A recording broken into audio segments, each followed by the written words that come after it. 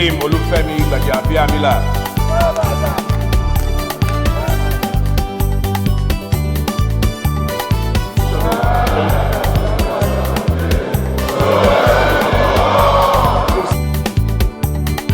God bless you all.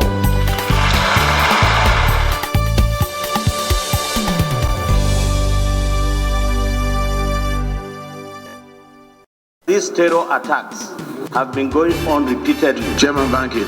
Within Kaura Federal Constituency. Please approach the chair.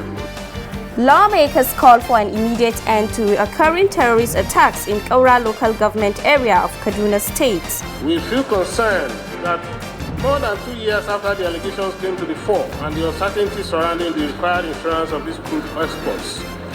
And crude oil exports and sales by Nigeria under scrutiny as House set up investigative committee.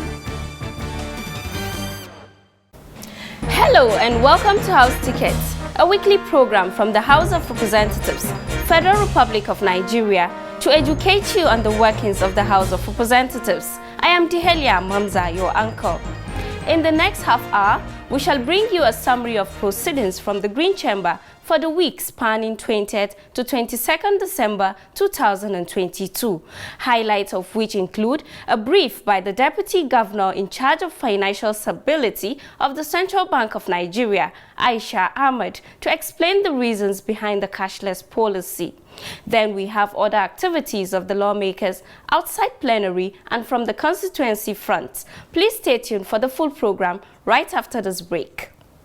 The entire purpose of the legislative agenda is to direct our legislative resources and efforts in a coordinated effort to ensure the well-being of the individual in a life of safety and freedom. That is a high ambition, but it's well worth the effort. We have passed landmark legislation to fix our oil and gas industry, reform the police, and reorganize the corporate administration system in our country.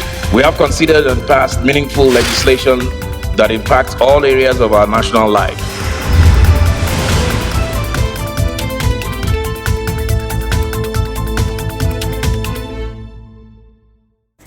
Many thanks for staying tuned. Let us begin with a summary of events at plenary as bills, motions and committee reports are deliberated upon and far-reaching resolutions taken on them. The report is compiled and presented from our studio. Following the invitation to the Central Bank Governor over the cashless policy, the House on Thursday, the 22nd of December 2022, received the Deputy Governor in charge of Financial Stability, Aisha Ahmad, to stand in for the CBN Governor, who had earlier written to the House notifying it of his inability to appear due to medical reasons. Aisha Ahmad spoke on the reasons behind the cashless policy, its introduction, the response to the policy by Nigerians, as well as the cash withdrawal limit policy. In 2012, we had 48 billion naira in POS transactions. Today, we have 6 trillion in POS transactions. On electronic transfers, we had 3 trillion in 2012. Today, we have 300 trillion as at October of 2022. That is a 7,000% increase. We've also seen an improvement in financial inclusion to 64.1%. And lastly, perhaps more importantly, we've seen the evolution of the Nigerian payment system on the global stage. Nigeria is judged 6th in the world for instant real payments, and we are only behind countries like India, China, Thailand, Brazil, and South Korea. We are the only African country in the top 10, and this has been as a result of some of the initiatives that have come off of cashless. Also, electronic payments and real-time digital payments have estimated to contribute about 0.67% to our GDP.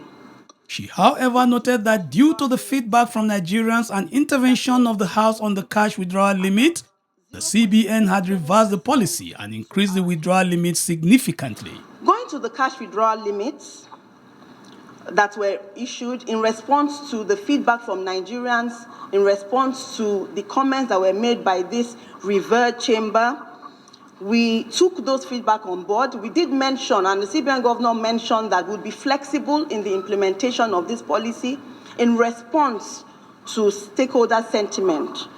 In response, we have since reviewed the limits significantly from 100,000 that we had per week to 500,000 per week for individuals, from 500,000 per week for corporates to 5 million per week for corporates. We've also amended the processing fees from 5% and 10% downwards to 3% and 5%. Some lawmakers took turns to ask the deputy governor questions on the issue of cash withdrawal policy and the introduction of the new Naira notes. My constituency is being made up of 3 local governments, and none of the local government has a functional bank as that I'm talking to you now. I don't know how my constituents will have money to transact their business, particularly for their basic needs. Why is this policy too urgent to be implemented? Now we are about having an election in Nigeria. One problem too many at a time. Are you not seeing it as an opportunity for the ruling party to rig out opposition parties? The level of advocacy and public enlightenment, especially in Nigeria, where we have multiple languages, and our agrarian people, especially in the rural areas, how well have you carried them along in different languages? Thankfully, we have agents now, and I think it's important I break down what an agent can do. Because an agent can do exactly, most agents, not all, I have to be honest, most agents can do what banks can do. What is that? You want to withdraw cash, it's called cash out. You go to an agent and you can get money from the agent. You want to pay a bill, like pay a NEPA bill, pay a government tax, or you want to buy airtime. All of that can be done by agents. Silence, please. Silence. Advocacy and public enlightenment in multiple languages, that's what we are doing. We are trying to work with the National Orientation Agency, trying to work with local religious leaders and market leaders and people in the rural communities.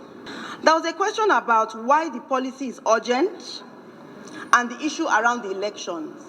I think I have to make it very, very clear that the CBN is an independent institution. Our decisions are taken based on research, data, and it is the work of many teams working together across the different directorates. On this issue, we've had teams from banking supervision, from payment system, from currency management, across the entire bank.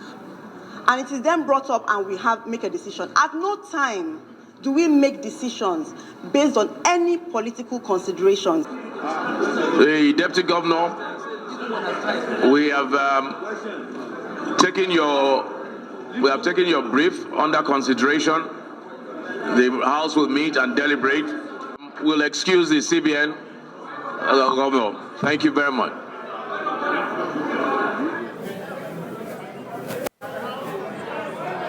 With that matter settled, the House moved on to motions and other legislative business. I rise to move a motion on the need. Representative Hassan Abdallah moved a motion of urgent public importance on the need for accountability on the returned looted artifacts. Earlier in the year, the Honeyman Museum in the southeast London promised to return a total of 72 artifacts back to Nigeria.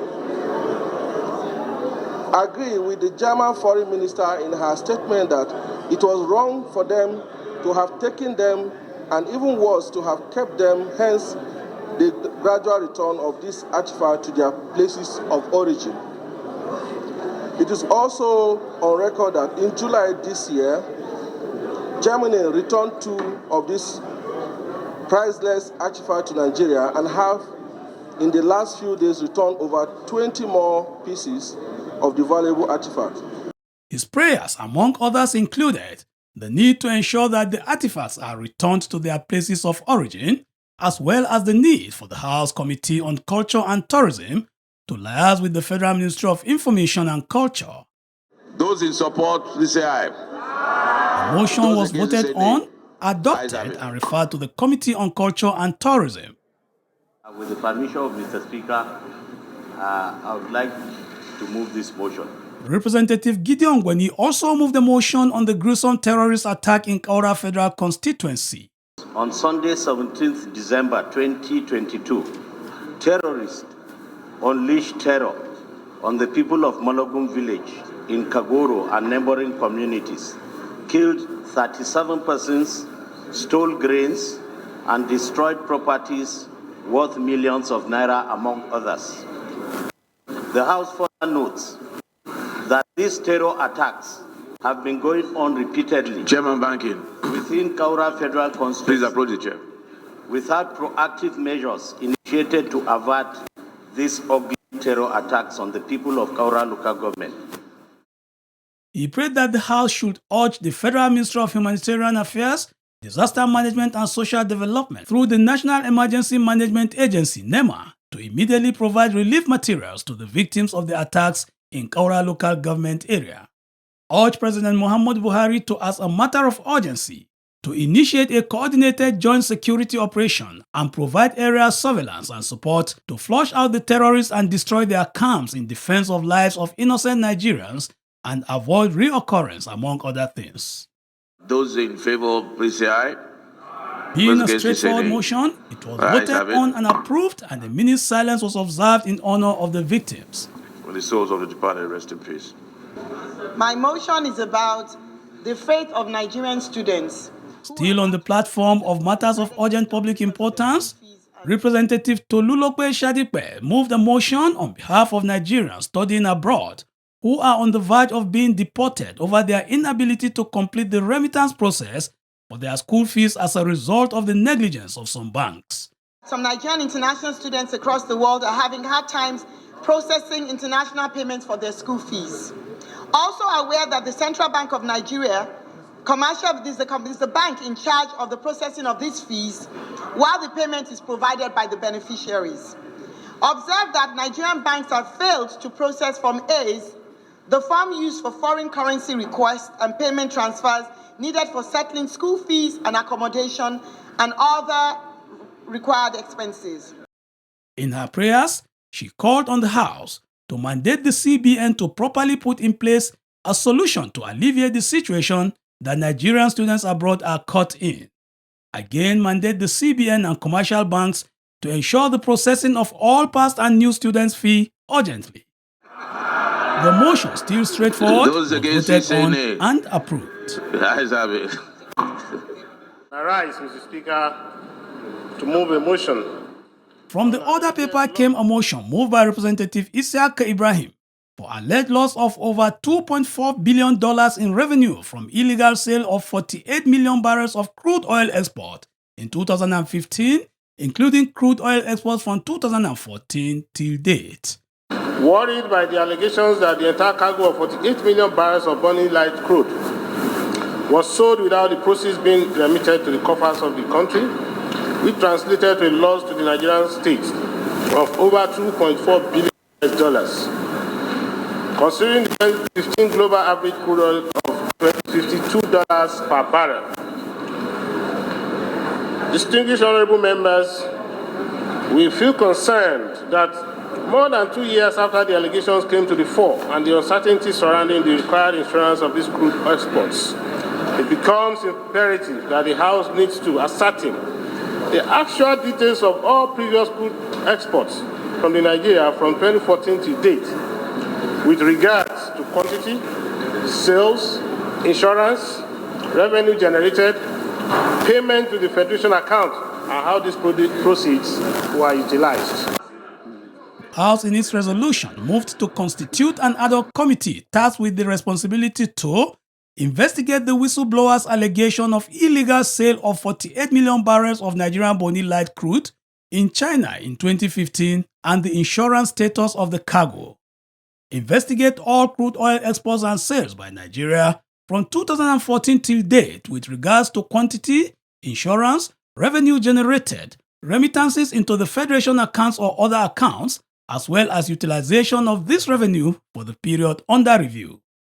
Investigate all proceeds recovered through the whistleblower policy and the level of compliance by the policy. Committee to report back in 4 weeks for further legislative action.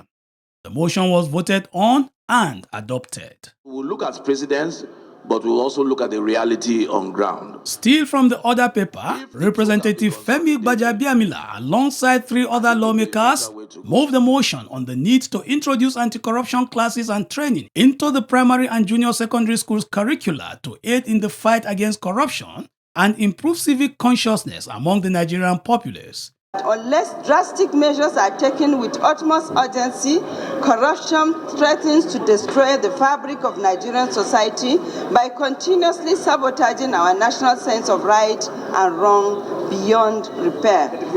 Also observed the increase of young people who are growing up in environments where casual subversions of rules and law through acts of private and public corruption have become the norm.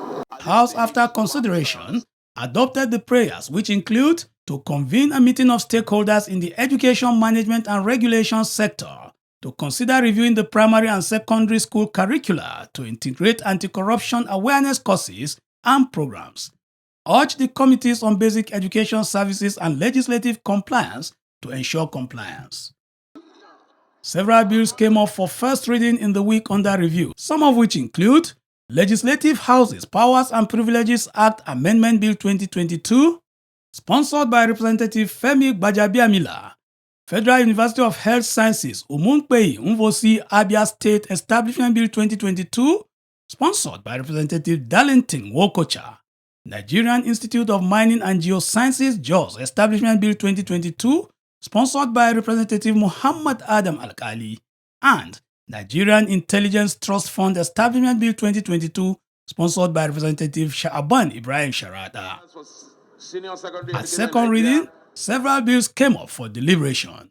They include a bill for an act to repeal the Administration of Criminal Justice Act 2015 and enact the Administration of Criminal Justice Bill 2022 to, among other things, provide for the establishment of the Administration of Criminal Justice Monitoring Council for effective and efficient administration of justice in Nigeria and for related matters. The bill was voted on, passed, and referred to the Committee of the Whole. To move the motion on a bill. Representative Ganiu Abiodun Johnson moved for the second reading of a bill for an act to amend the Violence Against Persons Prohibition Act 2015 to increase the penalty for the offense of female genital mutilation under the bill and for related matters. Now I'm trying to raise the bar to 5 years. Then in Naira times, the penalty before was... No, just, we're not going to go into the debate yet. I just wanted to know. I know. Okay. 200,000. So 4 to 5 years. And then 200,000. Now we are raising it to 1 million. Okay. In my constituency, particularly in one local government of my constituency, where this practice of female genital mutilation is very, very rampant, against all the laws that are in place, the practice is still going on. So it is not enough for us to increase the penalty. There is a need for relevant agencies of government, community leaders, to go embark upon aggressive campaign with a view to raising awareness of parents and community members about the dangers that is associated with this practice of female genital mutilation. The bill was voted on and referred to the Committees on Women Affairs and Social Development and Human Rights. Meanwhile, earlier in the week, precisely on Tuesday the 20th of December 2022, the House received a letter from President Muhammadu Buhari which transmitted the Finance Bill 2022 for consideration and The passage. concluding paragraph from Mr. President, it is my hope that the bill will be considered by the National Assembly for passage into law so as to provide the fiscal support necessary for the implementation of the 2023 federal budget. Please accept, Mr. Speaker, the assurance of my highest consideration.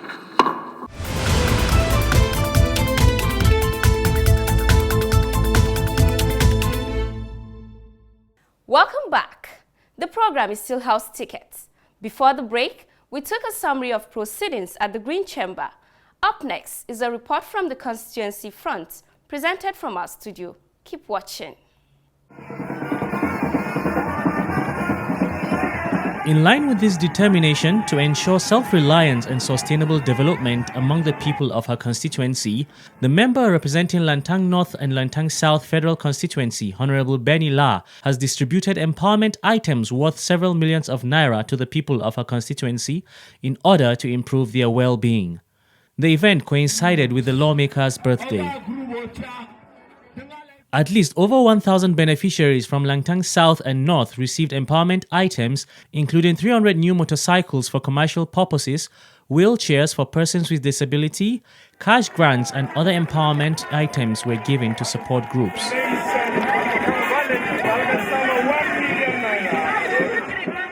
Vice Marshal Napoleon Valley presented the empowerment packages to various beneficiaries. He also urged them to make use of the motorcycles and other items judiciously. High point of the event was the cutting of the cake by the celebrant. Several well-wishers also joined her in cutting the cake as a way of demonstrating their support and appreciation towards her.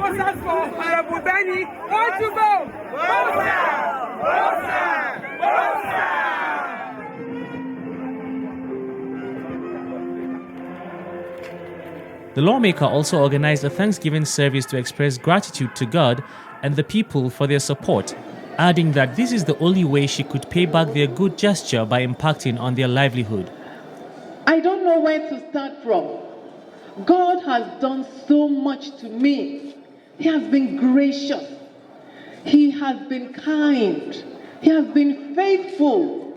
And He has provided all that I need. And that is why I said, before I was elected again for the 4th term, I promised God that, Lord, I held a Thanksgiving when you gave me the opportunity to become a member in my first tenure. If you allow me go back the 4th tenure, I will hold another Thanksgiving to glorify you in your house. Reacting to the gesture, some elated members of Lantang constituency thanked Benin La for her efforts in reaching out to the community. Indeed, Honorable Bunmak Benilar, she's a mother, and God is using her to change the democracy of the Tarok Nation, the Plateau, and Nigeria. And she should celebrate it with the downtrodden. It's not because of political period, but this is who Honorable Benny is. She's always with the people. You can see the massive support there is from the grassroots. It's the entirety of the people, both Lantang and South. They are craving for her. While expressing his delight and satisfaction over the initiative, Chief Amos Kuntum, former council chairman Lantang North, urged Benny La to sustain the tempo and momentum for her leadership style and promise support for positive and value-adding motions that will transform lives of the constituents and Nigerians at large. There are so many structures she has put on ground, and she empowers a lot of people. She also empowers a lot of people. We are grateful for that. Thank you.